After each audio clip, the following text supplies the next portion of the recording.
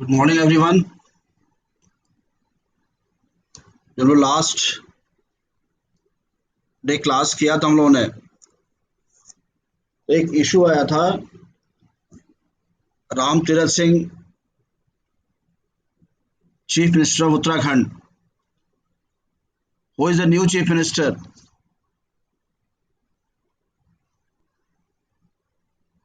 Who is the new chief minister of Uttarakhand?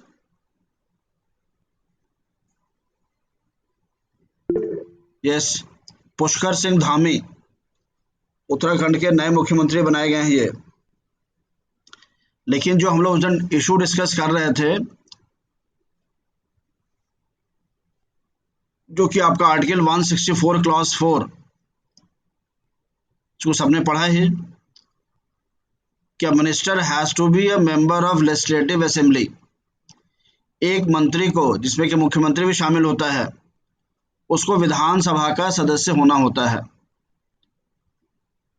नियुक्ति के समय जिसमें उसकी नियुक्ति हो रही है, हो सकता है कि विधानसभा का सदस्य ना भी हो, बट विद इन 6 मंथ्स, लेकिन 6 महीने के अंदर उसको निर्वाचित होकर कहीं ना कहीं से एज एन एमएलसी और एन एमएलए उसको विधानसभा में चले आना है। और 6 महीने में याद है, ही हैज टू गो। और इसका है पैरेलल यूनियन कैबिनेट के लिए आर्टिकल 75 क्लॉज 5 है। यहां तक सबको क्लियर हो गया था। लेकिन उसमें एक और प्रोविजन है,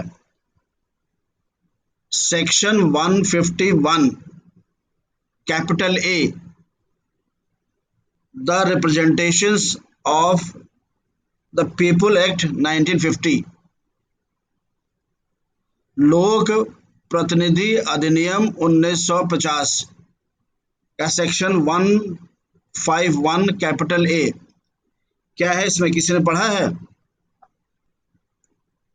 ये आपके पीसीएस जी आईएएस एग्जामिनेशंस में प्रीलिम्स मेंस में आना है, और आईएएस के तो ये सिलेबस में भी है, रिप्रेजेंटेशन ऑफ पीपल एक्ट। पढ़ा इसको किसी ने इस पहलू को किसी भी अखबार में? उसी दिन ये पहलू था अखबारों में, लेकिन हम लोग मिस कर गए। पढ़ा किसी ने?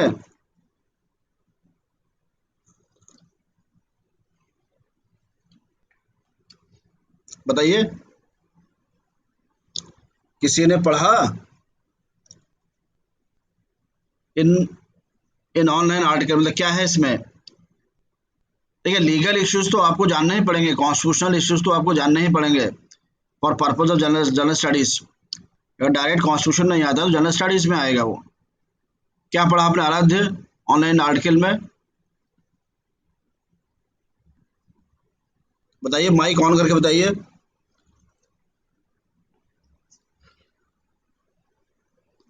अच्छा, you don't remember the law, okay. At least आपने पढ़ा सेक्शन, और किसी ने नहीं पढ़ा?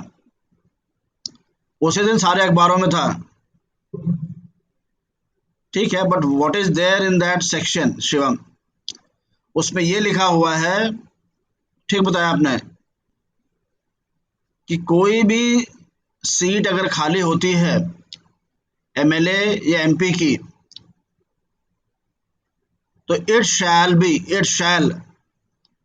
मतलब आवश्यक है, it shall be filled with in 6 months. 6 महीने में उसको भरा जाना आवश्यक है।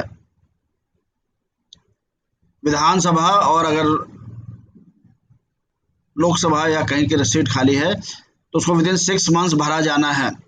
This is duty on the government and the election commission, वो सेक्शन 151 में है। तब भी क्यों नहीं? Even then why it is not being filled? क्योंकि मार्च में ये सीट खाली हुई है और सितंबर में 6 महीना हो जाने वाला है। उसमें एक प्रोविजन है 151 section 151 capital A, the representation of people act 1950, कि that if the term of that assembly in which bypolls are to be held is going to expire within 1 year, then holding of elections within 6 months is not mandatory. Section 151 में लिखा हुआ है elections को लेकर। देखिए constitution में तो लिखा हुआ है कि मिनिस्टर के लिए उसको चुन के आ जाना है, लेकिन चुनाव तो इलेक्शन कमीशन को कराना है, चुनाव तो गवर्नमेंट को कराना है। उसकी व्यवस्था रिप्रेजेंटेशन ऑफ पीपल एक्ट 1950 में है। उसमें 151 कैपिटल ए में लिखा हुआ है कि विद इन 6 मंथ्स कोई भी वैकेंसी है, कोई भी अगर रिक्त पद है एमएलए, एमएलसी, एमपी का, तो 6 महीने में उसका निर्वाचन हो जाना चाहिए। लेकिन उसमें एक प्रोविजो दिया हुआ है, परंतुक दिया हुआ है कि अगर उस विधानसभा का कार्यकाल 1 साल में खत्म होने वाला है तो उस वेकेंट सीट के लिए बाईपोल कराना आवश्यक नहीं है। It is not mandatory upon the election commission to hold that election. और प्लस एक और प्रोविजन दिया हुआ और करके या इलेक्शन कमीशन यह लिख कर दे कि वहां पर निर्वाचन कराना, चुनाव कराना संभव नहीं है। इन दो कंडीशंस में जो कंडीशन है कि election shall be held with in 6 months in a vacant seat, तो वह शैल वाली कंडीशन जो है कराना आवश्यक है, वह कंडीशन लागू नहीं होगी अगर उस विधानसभा का कार्यकाल अगर 1 साल में समाप्त होने वाला है या फिर इलेक्शन कमीशन लिख कर दे कि वहां पर चुनाव कराना संभव नहीं है, for what ever reasons, law and order ठीक नहीं है या महामारी आई हुई है या कोई भी आपदा आई हुई है।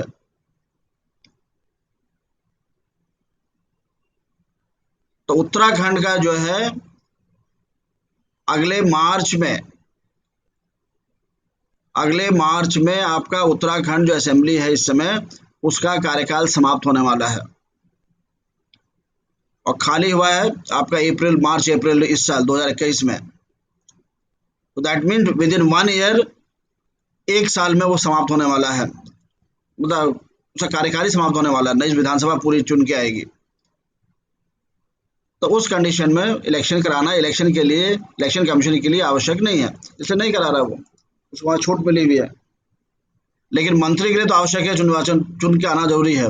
तो अगर नहीं आ पा रहा है then he has to go, इसलिए रिजाइन किया और जाना पड़ा उनको, और पुष्कर सिंह धामी आपके नए मुख्यमंत्री आए। क्लियर है? आवाज आ रही है? सब लोग सुन रहे हैं?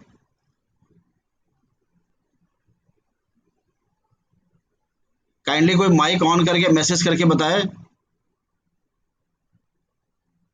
हाँ सर, आवाज आ रही है। स्टिल कैसे हो गया ये? स्टिल हो गया क्या? कहते हैं फोटोग्राफ क्या? नहीं सर, वीडियो चल रहा है। अच्छा चल रहा है, लेकिन यहाँ सब स्टिल दिख रहा है। ओके, एनीवे खैर, आवाज तो आ रही है ना?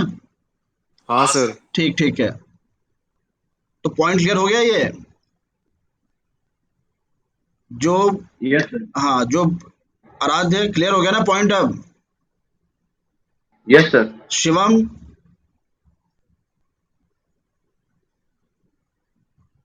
तो ये एस्पेक्ट आप लोगों को, ओके, तो ये एस्पेक्ट आप लोगों को पढ़ते रहना चाहिए। तो आपका ये आर्टिकल 164 क्लॉज 4 75 के साथ इलेक्शन कमीशन में जो ड्यूटी इम्पोज किया that is in given in representation of people act 1950, लोक प्रतिनिधि अधिनियम 1950 में ये ड्यूटी दे रखी है, जिसमें ये है कि अगर कार्यकाल समाप्त होने वाला है विद इन 1 ईयर, तो चाहे तो इलेक्शन कमीशन चुनाव ना भी कराए, तो then the election commission has respite not to hold the elections, but minister has to get elected. जो नहीं हो पा रहे हैं तो उनको जाना पड़ा, तो नए चीफ मिनिस्टर आपके आगे। तो एग्जामिनेशन में प्रीलिम्स में निश्चित समझिए कि आपको सवाल आना है, हो सकता है कि नया मुख्यमंत्री कौन, यही सवाल आ जाए। और आप लोग उत्तराखंड के पीसीएस ये सब लोग देते होंगे, उत्तराखंड, दिल्ली, हर जगहों पर, तो हर जगह आपके सवाल ही आने ही वाले। Now we start with article 12 जो हम लोग बात कर रहे थे।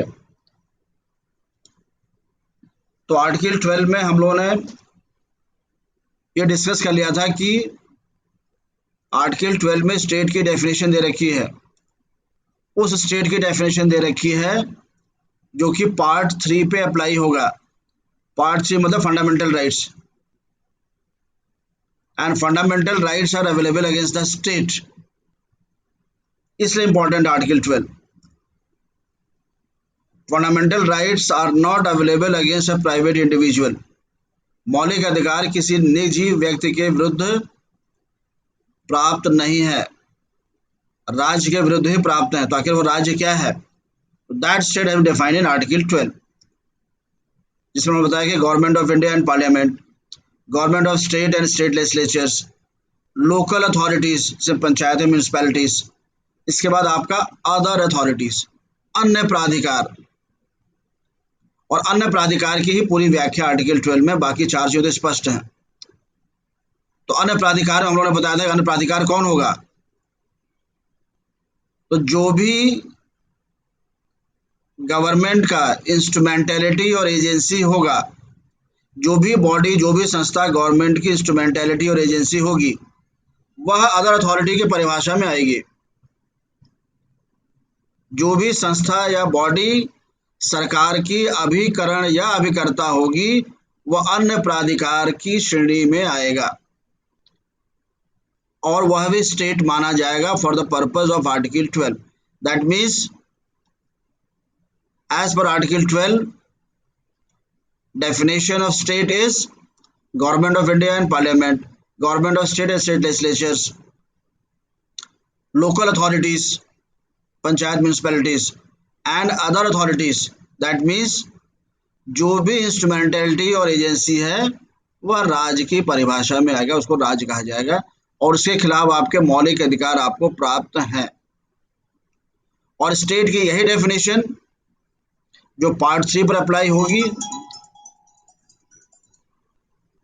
वही डेफिनेशन जो पार्ट 3 पर अप्लाई होगी, वही डेफिनेशन और कहाँ अप्लाई होगी? आर्टिकल 12 के पार्ट 6 की डेफिनेशन और कहाँ अप्लाई होगी?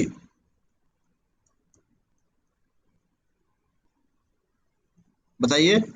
पार्ट 4 जो आपको directive principles of state policy है, राज्य के नीति निर्देशक तत्व, उन पर भी स्टेट की डेफिनेशन वही है जो आर्टिकल 12 में है, वही इस पर अप्लाई होगी। और आर्टिकल 1 में स्टेट डेफिनेशन क्या है?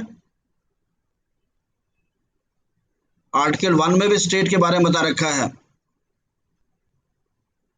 तो आर्टिकल 1 में लिखा हुआ है, India that is Bharat shall be union of states, और वो स्टेट्स कौन से होंगे जिनका कि जिक्र फर्स्ट शेड्यूल में दिया गया है।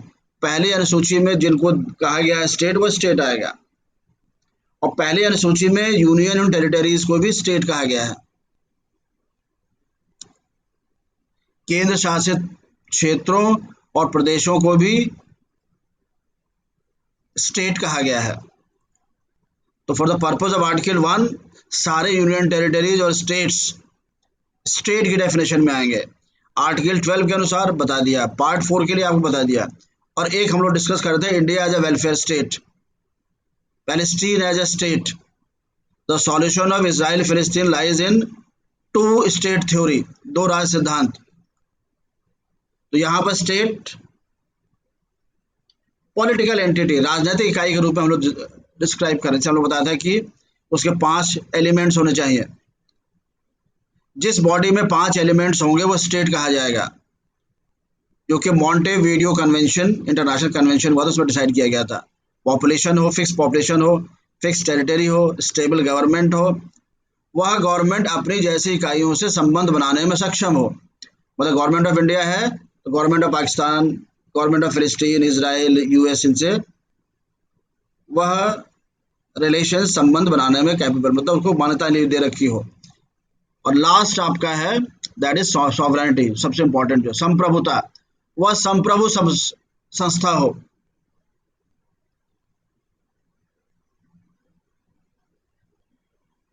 तो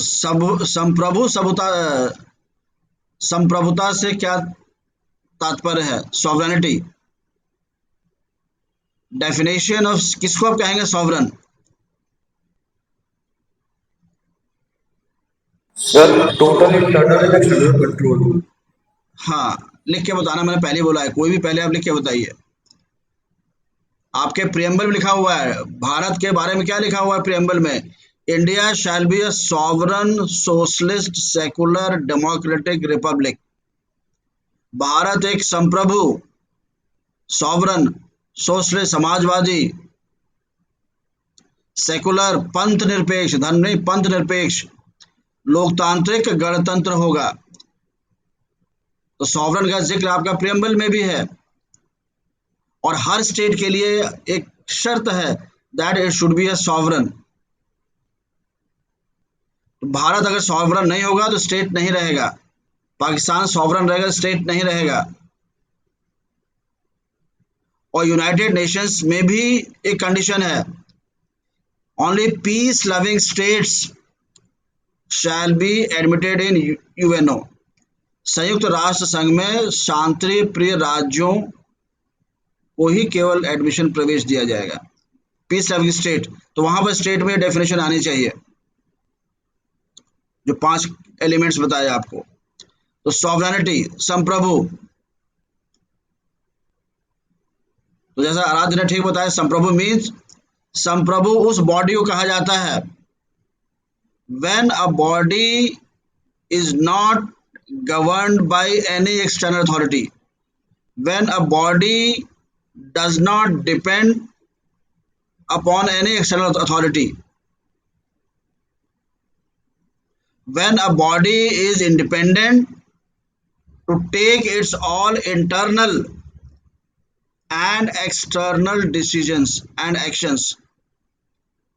ऐसी संस्था जो अपने किसी भी कृत्य और निर्णय के लिए किसी बाह्य संस्था, बाह्य वस्तु, बाह्य व्यक्ति के नियंत्रण में नहीं है या उससे प्रभावित नहीं है।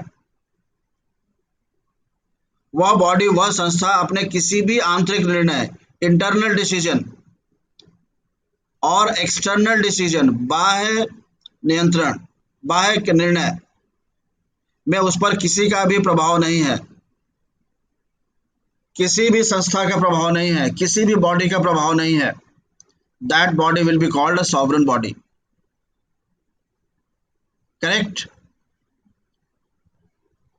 तो एक स्टेट वो आपका है, उसमें कहते हैं India is a welfare state. जब India is a welfare state की बात करते हैं हम लोग, तो हमारे दिमाग में होता है कि India has a fix territory, उसका एक निश्चित भूभाग है, निश्चित जनसंख्या है, स्थायी सरकार है, वह अपने जैसे सरकारों से संबंध बनाने में सक्षम है, और वह संप्रभु है। अर्थात भारत सरकार अपने किसी भी निर्णय लेने के लिए किसी भी बाह्य और आंतरिक ताकत, इंटरनल और एक्सटर्नल बॉडी के अधीन नहीं है, न किसी के दबाव में है। That body is called a sovereign body.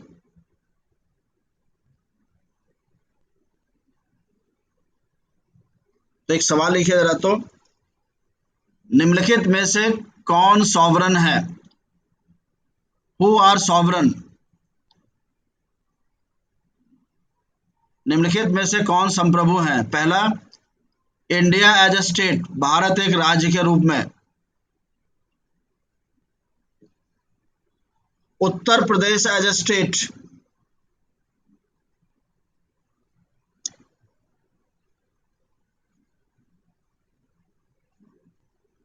फिलिस्तीन एज अ स्टेट, फलस्तीन। Parliament of India, Indian parliament. British parliament.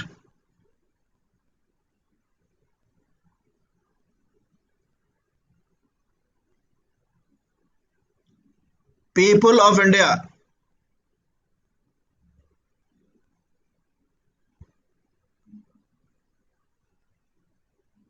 और लास्ट में एक प्रश्न लिखिए,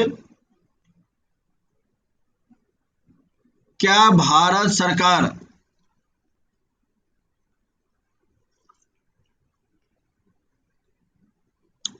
अंतर्राष्ट्रीय विधि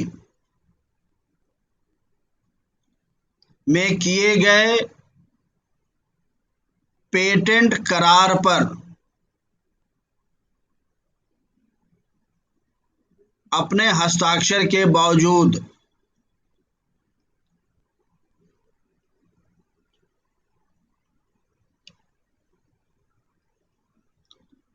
क्या भारत सरकार कोरोना के वैक्सीन को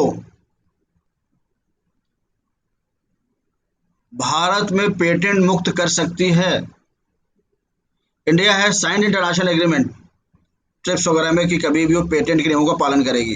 क्या उस नियम के विरुद्ध जाकर भारत सरकार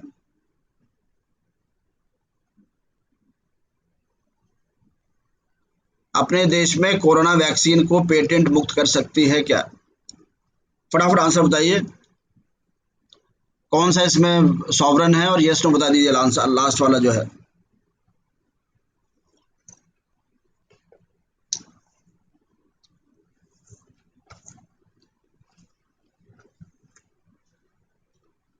फटाफट बताइए।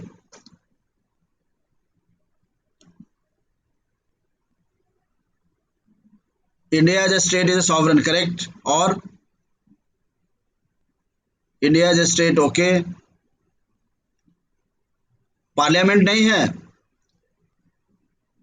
Y parliament is not sovereign? क्या पीपल ऑफ इंडिया सॉवरन है? हम भारत के लोग सॉवरन हैं?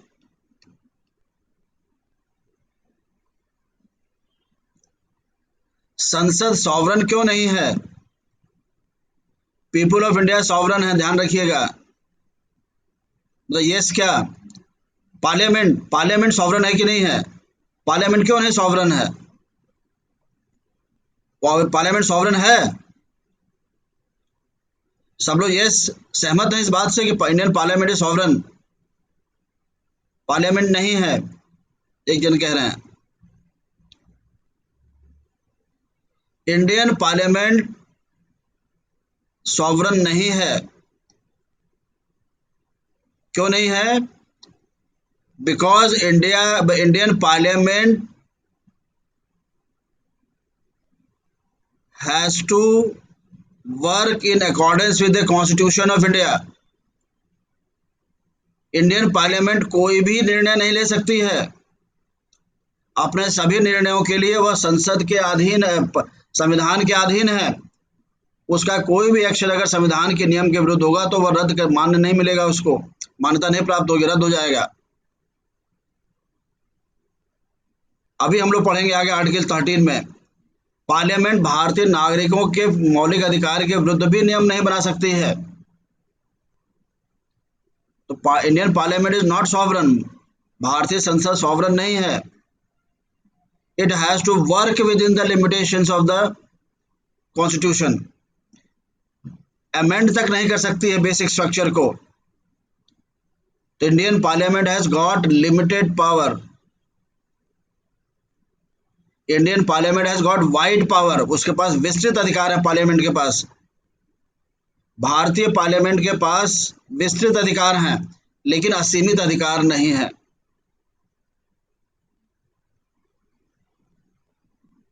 और वह सॉवरन बॉडी नहीं है। ब्रिटिश पार्लियामेंट है। People of India as a collective body. People of India, हम लोग सिंगल की बात नहीं कर रहे हैं। People of India as a collective body sovereign है। यह संविधान भी भारतीय जनता पर निर्भर करता है। भारतीय जनता चाहे तो इस संविधान को हटाकर नया संविधान का निर्णय ले सकती है रेफरेंडम के जरिए। लेकिन जब तक ये संविधान है तब तक बाहर नागरिक को काम करना पड़ेगा। लेकिन as a collective body referendum के जरिए, कल अगर रेफरेंडम हो देश में कि भाई ये संविधान हटाइए दूसरा संविधान लाना है, तो भारत की जनता एज ए कलेक्टिव बॉडी ये काम कर सकती है। पीपल ऑफ इंडिया सॉवरन है। UK, British parliament is sovereign, क्योंकि कोई भी लॉ बना सकते हैं, उन पर न्यायालय भी काम नहीं कर सकता। तो ये आपके सॉवरन बॉडीज हैं। और जो मैं बताया पेटेंट वाला लास्ट में सवाल, उसका आंसर बताइए yes no.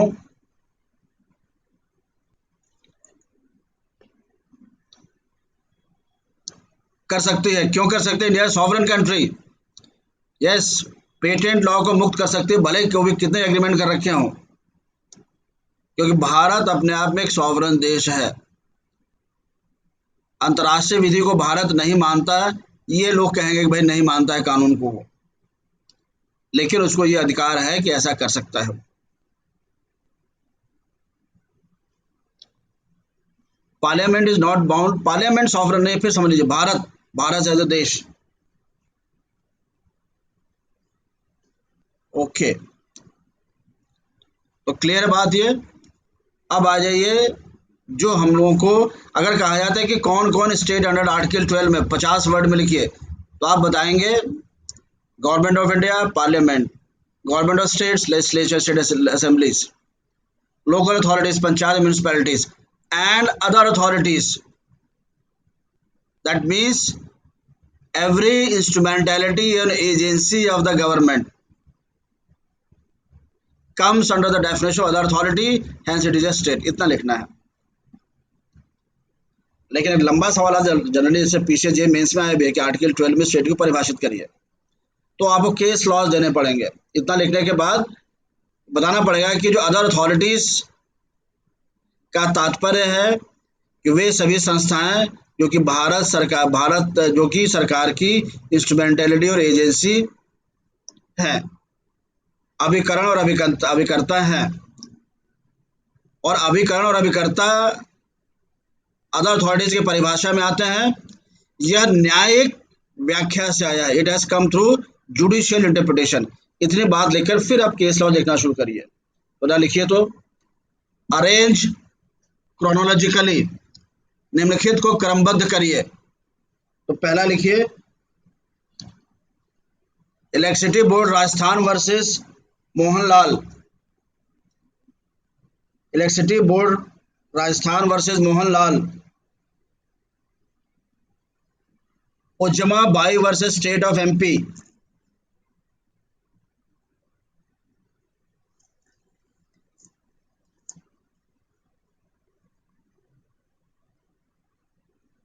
International airport authority case,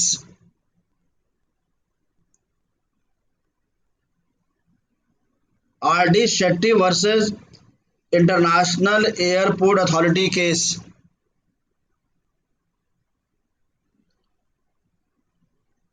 Sukhdev Singh versus Bhagat Ram,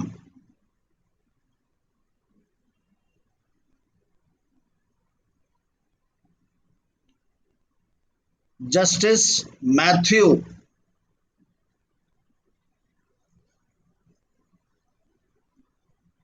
और फिर लिखिए MC Mehta versus union of India, MC Mehta बनाम भारत सरकार,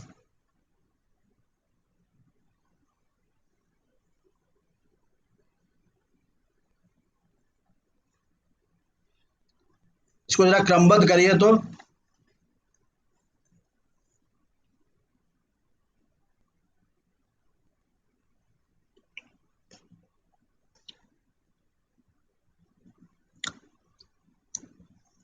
इसको क्रमबद्ध करिए।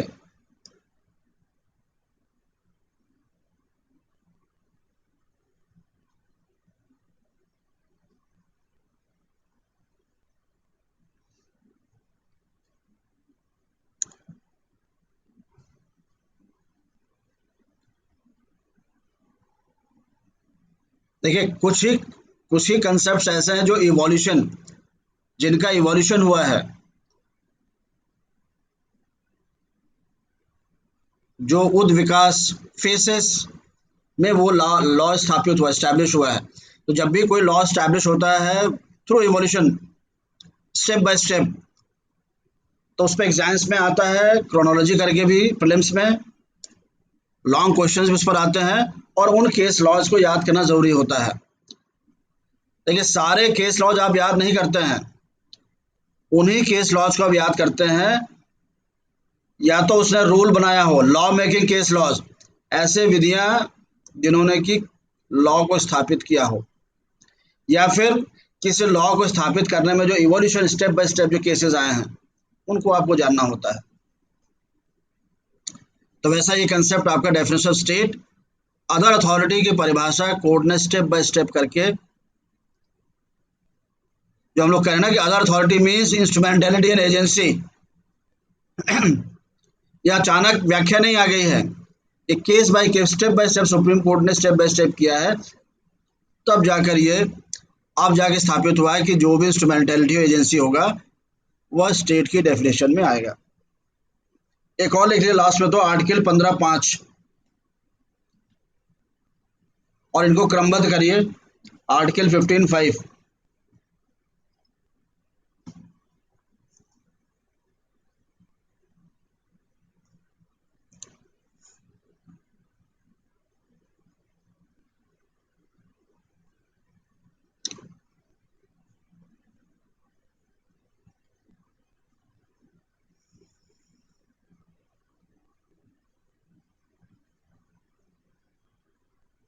मैंने कहा तो पहले से वो पढ़ के आइएगा आप लोग।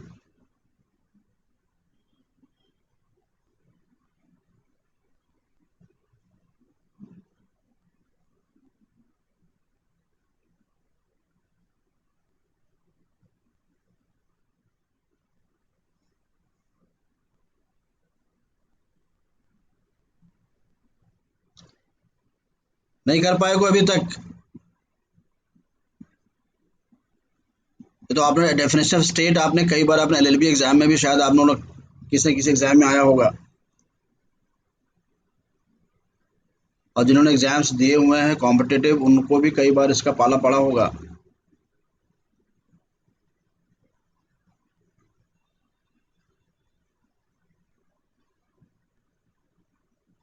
है कोई कर पाया है?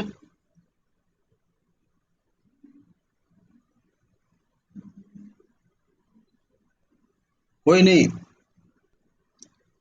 कर रहे हैं कि नहीं? जानकारी नहीं है, किसी को जानकारी नहीं है?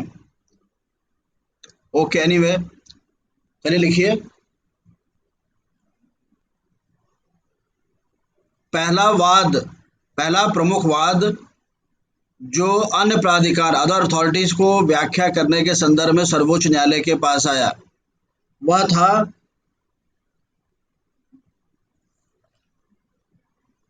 University of Madras versus Shantabai.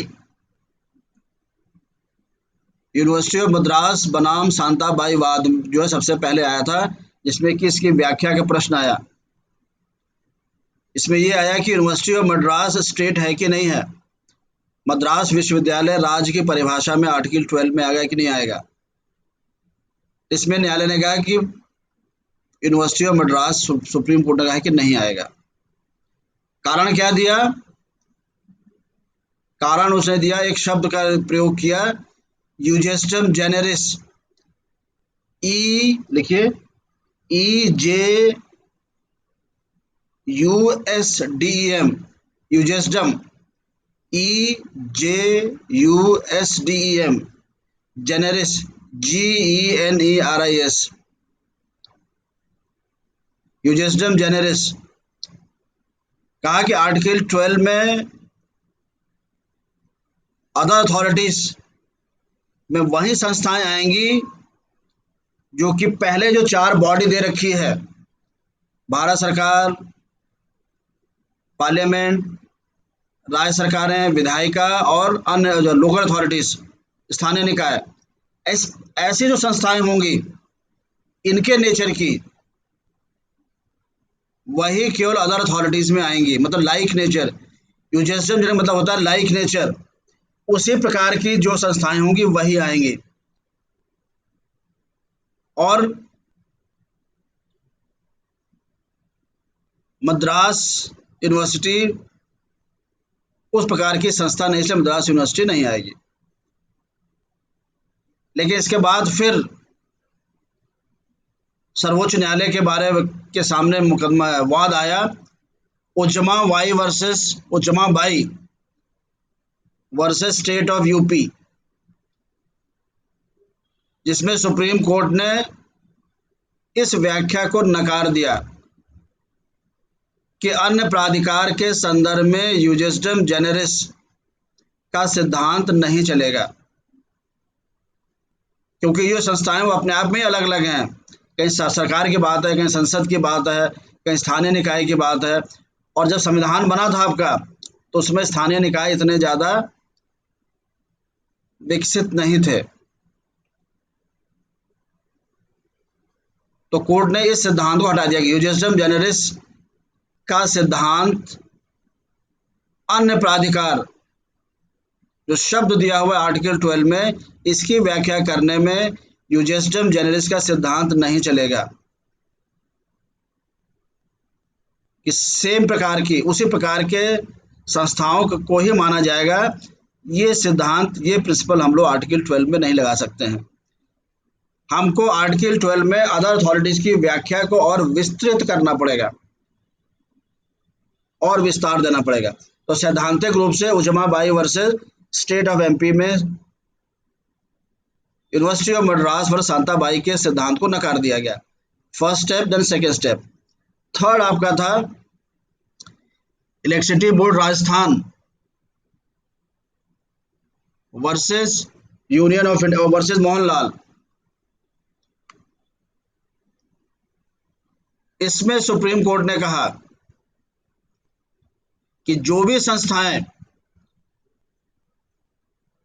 जिनको कि संविधान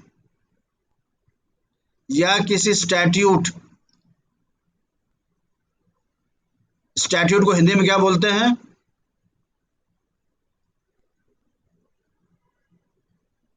संविधि शायद बोलते हैं। तो संविधान या किसी भी स्टैट्यूट मतलब संविधान या किसी भी संविधि मतलब स्टैट्यूट मतलब एक्ट, अधिनियम, किसी भी लॉ के तहत अगर किसी का निर्माण हुआ है किसी संस्था का, तो वह भी राज्य की परिभाषा में आएगी। जैसे आपका इलेक्शन कमीशन, चुनाव आयोग, वह क्या है? उसका निर्माण संविधान द्वारा हुआ है। इलेक्शन कमीशन अन्य प्राधिकार की परिभाषा में आ जाएगा, अर्थात वह भी कोई काम मौलिक अधिकारों के विरुद्ध नहीं कर सकता है।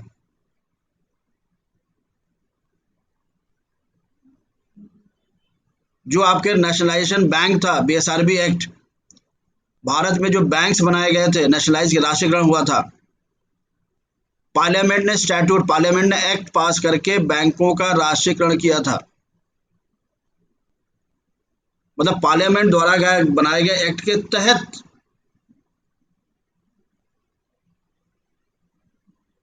बैंक राष्ट्रीयकृत किए गए हैं। तो बैंक भी अदर अथॉरिटीज की परिभाषा में आएंगे, अन्य प्राधिकार की परिभाषा, क्योंकि वो स्टैट्यूट से क्रिएट है। मतलब बैंक भी अगर मौलिक अधिकारों का हनन करेंगे तो उनके खिलाफ आप न्यायालय में आएंगे। मतलब बैंक भी, राष्ट्रीयकृत बैंक भी मौलिक अधिकारों का हनन नहीं कर सकते हैं। वो तो भारत सरकार नहीं है, विधायिका नहीं है, लोकल अथॉरिटी नहीं है। अदर अथॉरिटीज में जब व्याख्या इसकी और विस्तृत की गई कि संविधान के विरुद्ध या स्टैट्यूट के विरुद्ध अगर किसी का क्रिएशन हुआ है तो दैट विल कम अंडर। तो इसमें कहा गया कि स्टेट इलेक्ट्रिसिटी बोर्ड राजस्थान का जो बिजली बोर्ड है वह स्टैट्यूट से बना है, उसको भी नियम कानून बनाने का अधिकार है। यूनिवर्सिटी ऑफ मद्रास, ये सब जो है अन्य प्राधिकार की परिभाषा में आएंगे और ये भी राज्य की श्रेणी में आएंगे। तो एक स्टेप आगे और बढ़े, इलेक्ट्रिसिटी बोर्ड से राजस्थान केस में एक स्टेप हम लोग आगे और बढ़े, सुप्रीम कोर्ट आगे बढ़ा कि जो भी बॉडीज कॉन्स्टिट्यूशन या किसी स्टैट्यूट के तहत उनका सृजन हुआ है, उनका क्रिएशन हुआ है, तो that bodies will be come under the category of other authorities and they will be termed as state। उनको राज्य माना, अन्य प्राधिकार माना जाएगा और राज्य माना जाएगा।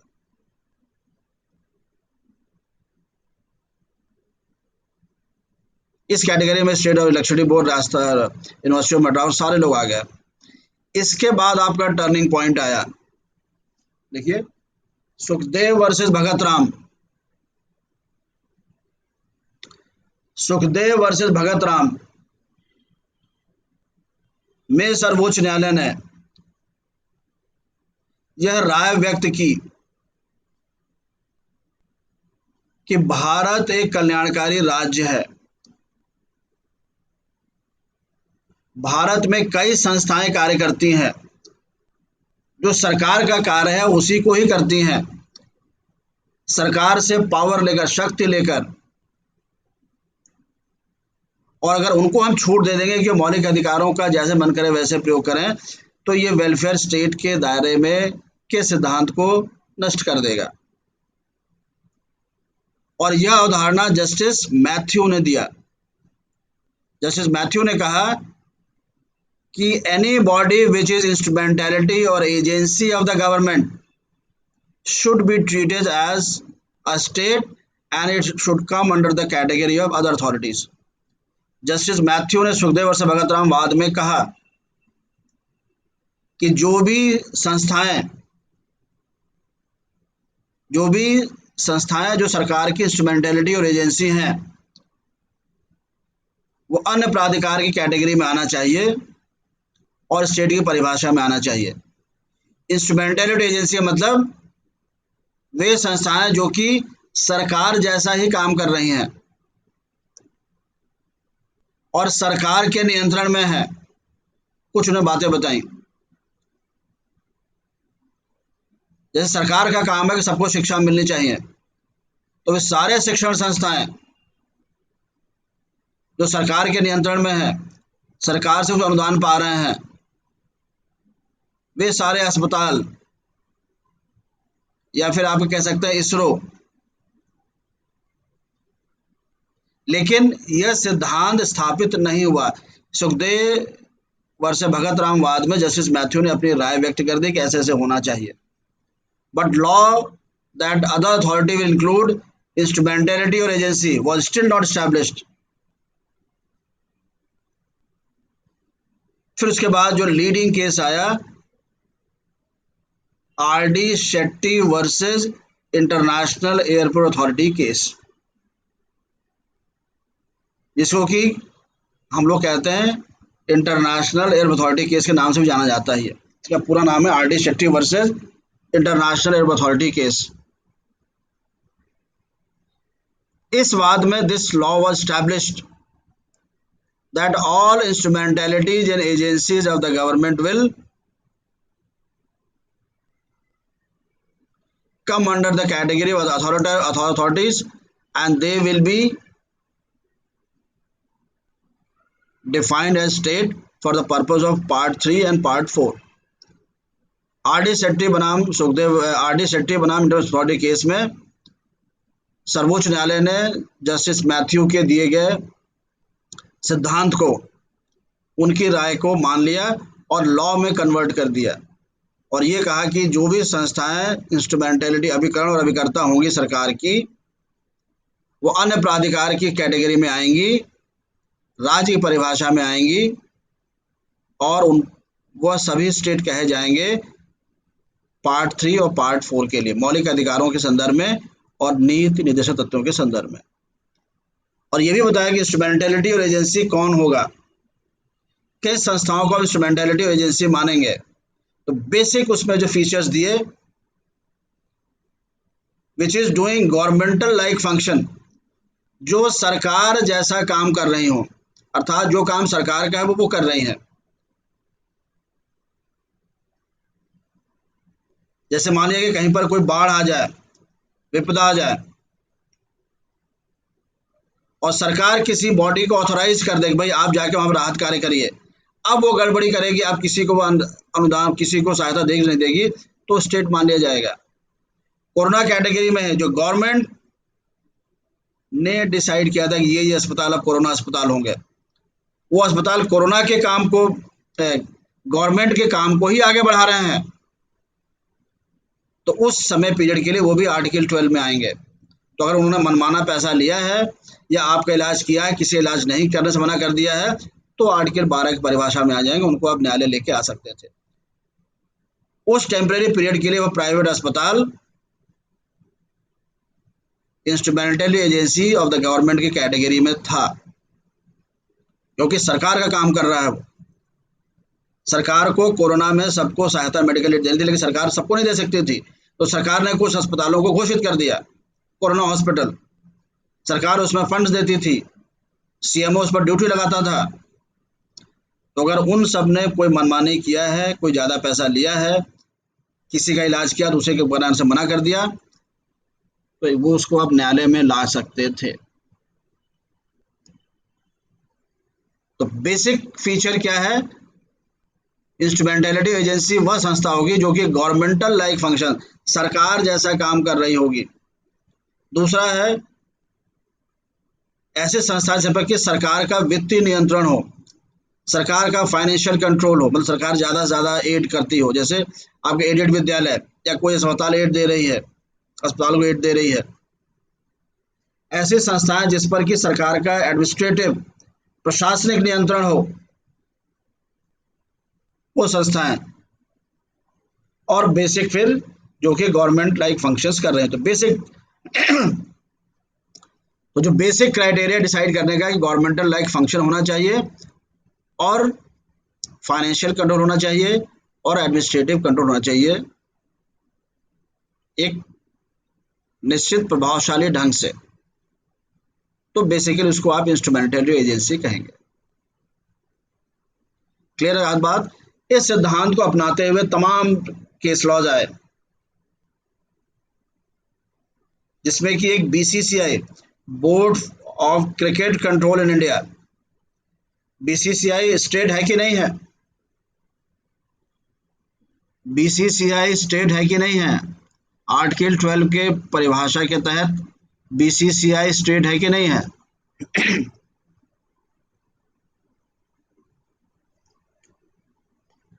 अभी कुछ वर्ष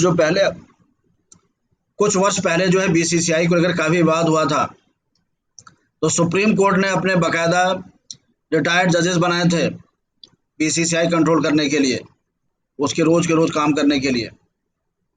तो मुद्दा यही आया था कि क्या कर सकती है, क्या बीसीसीआई पर कंट्रोल कर सकती है, क्या बीसीसीआई स्टेट है?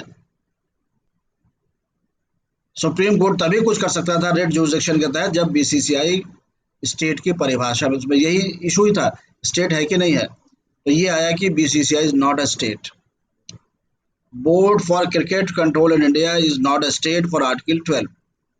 कारण सरकार ना उसको पैसा देती है, सरकार का ना ही उस पर कोई एडमिनिस्ट्रेटिव कंट्रोल है, ना ही सरकार उसको कोई डायरेक्शन दे सकती है,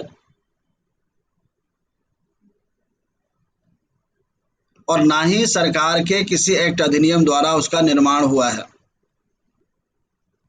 बल्कि आईसीसी, आप देखोगे वर्ल्ड कप कौन कराता है? आईसीसी, इंटरनेशनल क्रिकेट जो कमेटी आपकी है आईसीसी कराती है।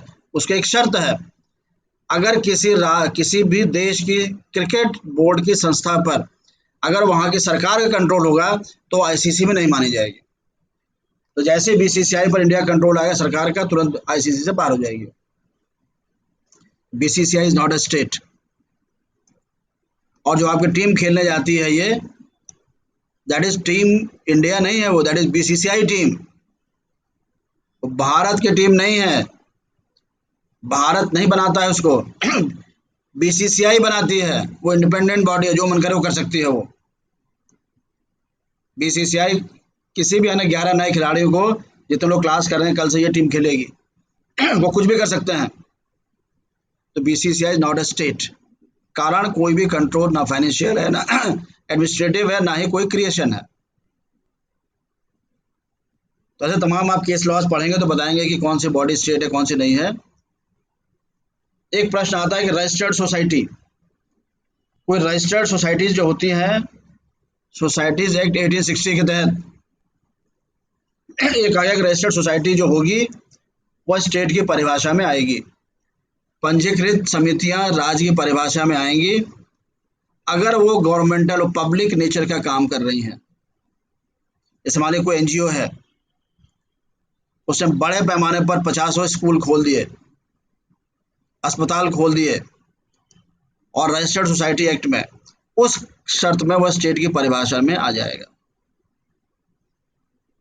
तो registered society is a state अगर वह गवर्नमेंटल लाइक फंक्शन करने लगी है तो।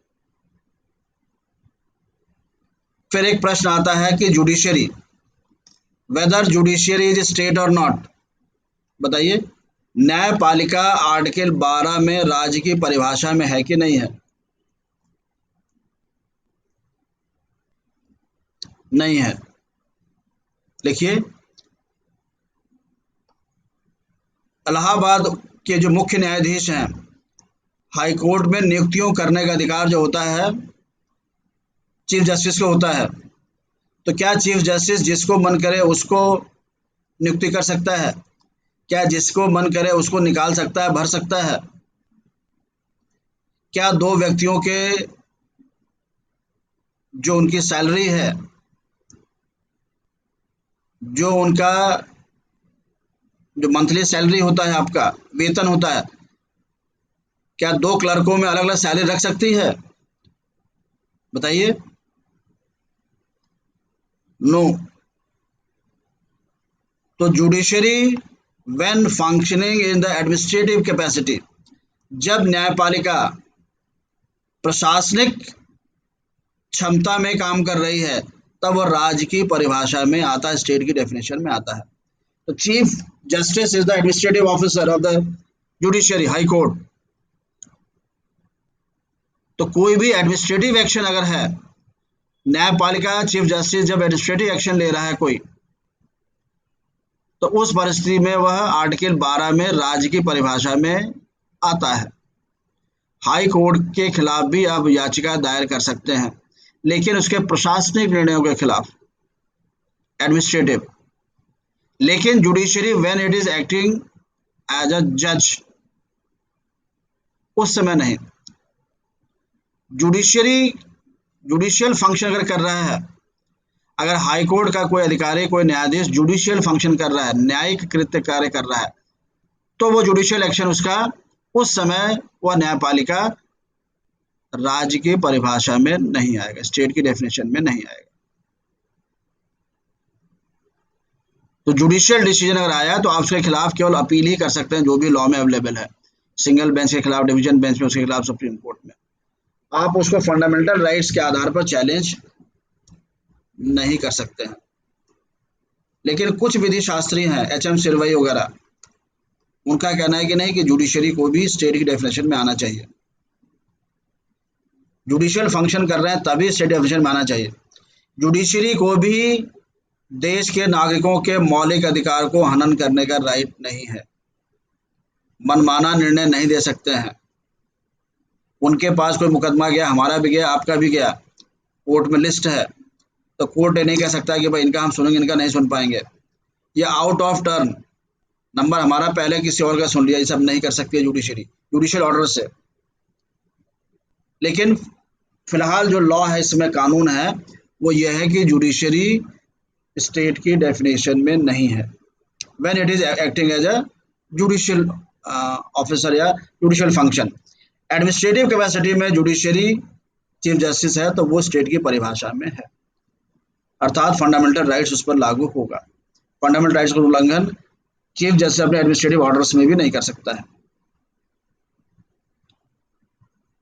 अब अगला प्रश्न आता है, प्राइवेट, क्या निजी क्षेत्र को आर्टिकल 12 के अदर अथॉरिटीज के दायरे में लाना चाहिए? तो लिखिए, एमसी मेहता बनाम भारत संघ, एमसी मेहता बनाम भारत संघ, MC Mehta versus union of India.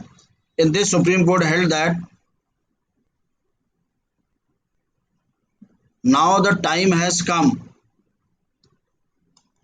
that we should consider the private sector to bring into the definition of other authorities. MC Mehta बनाम भारत संघ वाद में सर्वोच्च न्यायालय ने कहा कि अब समय आ गया है कि हम निजी क्षेत्र को भी अन्य प्राधिकार के दायरे में लाएं और अनुच्छेद 12 की राज्य की परिभाषा के दायरे में लाएं। लेकिन कोर्ट ने कहा कि but this issue has to be decided step by step, ये हम लोग अचानक नहीं ला सकते हैं, यह फेसेस में इवोल्यूशन के तरीके से आएगा, स्टेप बाय स्टेप आएगा। कारण क्या है? कोर्ट ने कहा कि we are a welfare state, India is a welfare state, और वेलफेयर स्टेट की अवधारणा को बरकरार रखने के लिए ये आवश्यक है कि देश में ज़्यादा से ज़्यादा संस्थाएं आर्टिकल 12 के दायरे में आने चाहिए। कारण, संस्थाओं को मौलिक अधिकार के हनन का अधिकार नहीं मिलना चाहिए। अगर आप प्राइवेट सेक्टर है तो ये नहीं कि आप मनमानापन करेंगे। और यही कंसेप्ट था अदर अथॉरिटीज का जो इंटरप्रिटेशन ब्रॉड करते गए। इंस्ट्रूमेंटेलिटी और एजेंसी बनाने के पीछे भी यही अवधारणा थी। Since India is a welfare state, तो उसमें आवश्यक है कि ज़्यादा से ज़्यादा संस्थाएं राज्य की परिभाषा में आए, जिससे कि मौलिक अधिकारों का, नागरिकों के मौलिक अधिकारों को सुनिश्चित किया सके, लागू किया सकते। पार्ट 4 में जो डायरेक्टिव प्रिंसिपल्स स्टेट पॉलिसी, राज्य के जो नीति निर्देशक तत्व हैं, इकोनॉमिक डेमोक्रेसी का, equal pay for equal work का, एजुकेशन फॉर ऑल का, पर्यावरण के संरक्षण का, सभी आर्टिकल 12 आपके डायरेक्टिव प्रिंसिपल्स में है, जो कि वेलफेयर स्टेट के तत्व हैं, एलिमेंट्स हैं। तो कोर्ट ने कहा है कि हम डायरेक्टिव प्रिंसिपल्स के सिद्धांत को, जो सिद्धांत डायरेक्टिव प्रिंसिपल्स में दिए हुए हैं, आर्टिकल 36 में स्टार्टिंग में लिखा हुआ है, 37 में लिखा हुआ है, directive principle shall be fundamental in the governance of the country. जो नीति निर्देशक तत्व हैं वह देश के शासन के मौलिक सिद्धांत होंगे, फंडामेंटल प्रिंसिपल्स होंगे। और स्टेट लागू करना है। इस कौन सा स्टेट? जो आर्टिकल 12 में है, वही पार्ट 4 में अप्लाई होता है। तो जब आर्टिकल 12 में स्टेट के डेफिनेशन में जब संस्थाएं ही कम रहेंगी, तो हम डायरेक्टिव प्रिंसिपल्स के सिद्धांत को फॉलो कैसे करेंगे, लागू कैसे करेंगे, वेलफेयर स्टेट को जमीन पर कैसे लाएंगे? और जो हमारी पॉलिटिकल डेमोक्रेसी है, फंडामेंटल राइट्स, जिससे हमारे यहाँ पॉलिटिकल डेमोक्रेसी के आधार है फंडामेंटल राइट्स, वो कैसे और मजबूत होगी जब आप आर्टिकल 12 में स्टेट की परिभाषा को सीमित कर देंगे। इस कारण अदर अथॉरिटीज की परिभाषा को लगातार न्यायालय विस्तृत करता जा रहा है। तो इंस्ट्रूमेंटेलिटी और एजेंसी की परिभाषा का आधार इंस्ट्रूमेंटल एजेंसी को अदर अथॉरिटीज के दायरे में ला दिया गया है। कारण ही to protect political democracy through fundamental rights and to establish welfare state through directive principles. और इसको और आगे बढ़ाने की बात कर रहे हैं, क्योंकि इकोनॉमिक लिबरलाइजेशन में आप देख रहे हैं कि ज़्यादा चीज़ें निजीकरण पर जा रही हैं। जब सारी संस्थाएं प्राइवेट हो जाएंगी, आपके आजकल एग्जाम्स भी प्राइवेट सेक्टर करा रहा है, आउटसोर्सिंग हो रही है, तो क्या उन पर नियंत्रण नहीं होना चाहिए कॉन्स्टिट्यूशन का, फंडामेंटल राइट्स का? रेलवेज मान लीजिए कर दिया, सबसे बड़ा एम्प्लॉयर हमारे देश का इंडियन रेलवेज है, वो सब आपने कर दिया, सारे डिग्री कॉलेजेस के बाद में प्राइवेटाइज कर दीजिए। तो जब सब प्राइवेटाइज कर देंगे और उनको स्टेट की परिभाषा में नहीं लाएंगे, तो जो आपके दो मूल सिद्धांत हैं संविधान के, fundamental rights and directive principles, ये अपना औचित्य खो देंगे। इसलिए आपका अन्य प्राधिकार, अदर अथॉरिटीज की परिभाषा लगातार विस्तृत की गई है, और कोर्ट ने कहा इसको और विस्तृत करना चाहे, भले ही कितना निजीकरण हो। और अब हमें सोचना है कि प्राइवेट सेक्टर को भी इसके दायरे में लाया जाए, अदर अथॉरिटीज के दायरे में लाया जाए, ताकि political democracy, fundamental rights safe रहें, डायरेक्टिव प्रिंसिपल्स वेलफेयर स्टेट के लिए हम सेफ रखें, डेमोक्रेसी हमारी सेफ रहे। और अब जाने रहे, supreme court is the guarantor of fundamental rights. मौलिक नागरिकों के मौलिक अधिकारों का संरक्षण का दायित्व, ड्यूटी है सुप्रीम कोर्ट पर। Supreme court is the sentinel qui वाइव। सवाल अक्सर आता है एक्सप्लेन करने के लिए। Sentinel, SEN, sen, TINEL, sentinel, qui vive, QUIVIVE,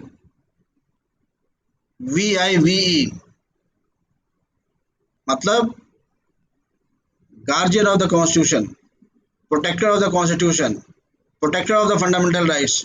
ये सारा दायित्व सुप्रीम कोर्ट पर है।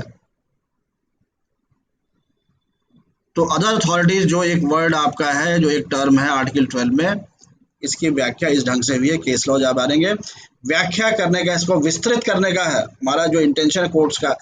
It should not be limited, other authorities की व्याख्या को सीमित नहीं करना, इसको और विस्तृत करना है। बिकॉज तभी फंडामेंटल राइट्स देश में वास्तविक रूप से जमीन पर बने रहेंगे, तभी जो डायरेक्टिव प्रिंसिपल्स के सिद्धांत दिए हैं पार्ट 4 में वो हम जमीन पर उतार पाएंगे। क्योंकि हर संस्था की ड्यूटी हो जाएगा कि वो डायरेक्टिव प्रिंसिपल में दिए गए सिद्धांतों को पालन करे, प्राइवेट हो चाहे पब्लिक सेक्टर आप हो, आपको सबको समान वेतन, समान कार्य के लिए समान वेतन देना पड़ेगा, equal pay for equal work. आपको पर्यावरण संरक्षण में पार्टिसिपेट करना पड़ेगा, जो मेडिकल हेल्थ फैसिलिटीज होती है वो आपको देना पड़ेगा, तभी आएगा जब स्टेट की डेफिनेशन में आएंगे। और फंडामेंटल राइट्स तभी हमारे सेफ रहेंगे जब ज्यादा से ज्यादा संस्थाएं उसमें आए। और तो पॉइंट इज क्लियर नाउ।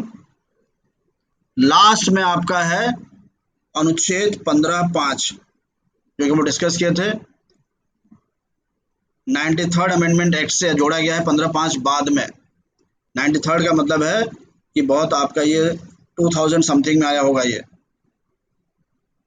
उसमें क्या लिखा हुआ है कि प्राइवेट इंस्टीट्यूशंस, निजी शिक्षण संस्थाओं को भी आरक्षण के दायरे में लाया गया है। अर्थात निजी शिक्षण संस्थाओं में भी सरकार चाहे तो सोशली और एजुकेशनली बैकवर्ड क्लास के लिए विशेष प्रावधान कर सकती है। पहले नहीं कर सकती थी, अब कर सकती है, अमेंडमेंट करके आ गया है। और रिजर्वेशन पॉलिसी बेसिक इक्वालिटी को प्रमोट करने के लिए है। उसका स्वरूप भले ही गलत है, जिनको मिलना चाहिए उनको नहीं मिल रहा है, बट आरक्षण अपने आप में गलत नहीं है। बिकॉज आर्टिकल 14 इक्वालिटी जो क्लॉज है, article 16(1) equal protection public employment उसका जो क्लॉज है, उन मौलिक अधिकारों को प्रोटेक्ट करने के, एनफोर्स करने के लिए, परिवर्तित करने के लिए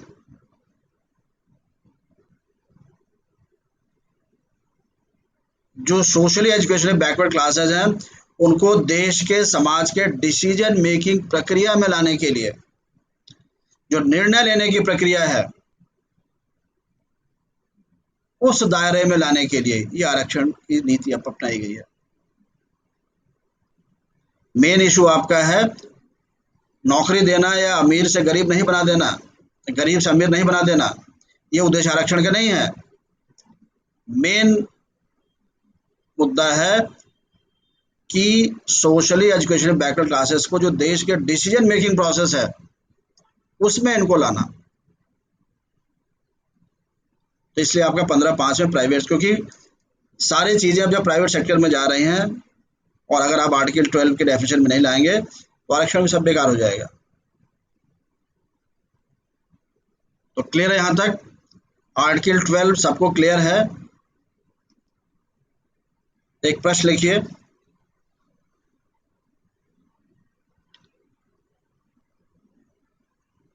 discuss the definition of state given in article 12। अनुच्छेद 12 में जो राज्य की परिभाषा है उसकी व्याख्या करिए।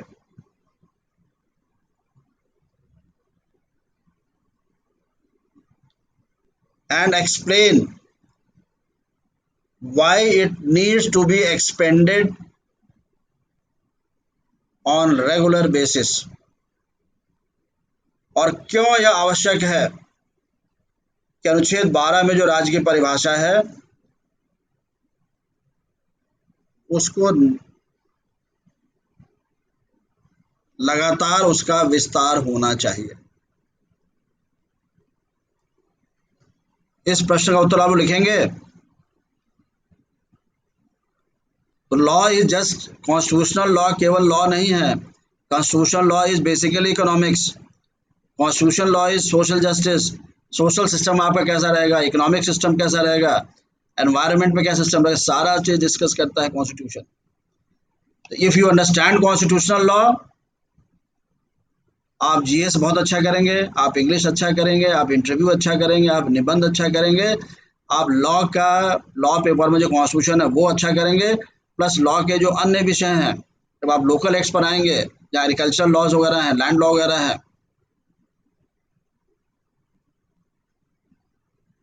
क्लियर है बात।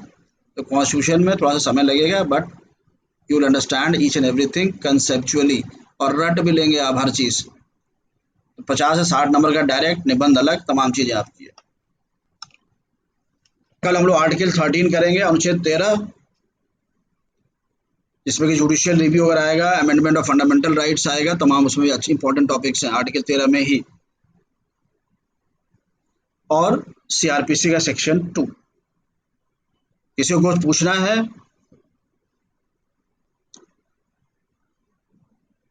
ऐसा कोई इसको समझ में ना आया हो, तुरंत यस नो बोलिए।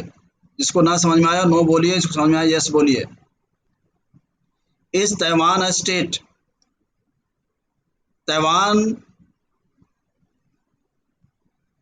इज अ, आप कह सकते हैं चाइना जो है two nation one state theory मानता है।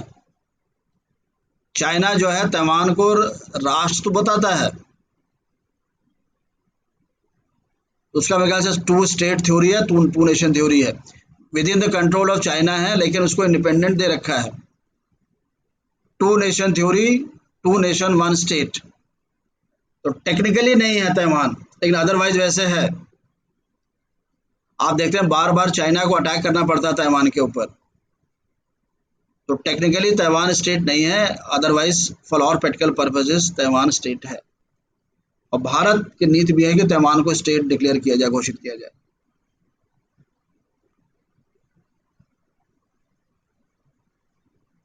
Sovereignty, yes, it has almost everything. Degree में फर्क हो सकता है सॉवरेनिटी के, बट इट हैज सॉवरेनिटी।